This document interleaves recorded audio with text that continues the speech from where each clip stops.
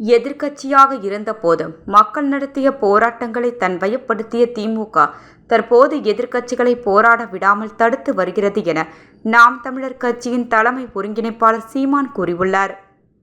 அண்ணா பல்கலை மாணவிக்கு நீதி கேட்டு போராட்டம் நடத்த தடை விதித்து வருகின்றனர். போராட்டத்தில் ஈடுபடுபவர்களை கைது செய்யும் திமுகவின் கொடுங்கோல் போக்கு கண்டனத்திற்குரியது.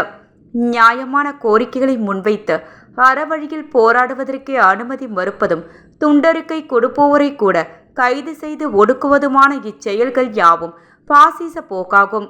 கடந்த காலத்தில் மக்கள் தன்னெழுச்சியாக நடத்திய அற போராட்டங்களை எல்லாம் தன்வயப்படுத்தினர்.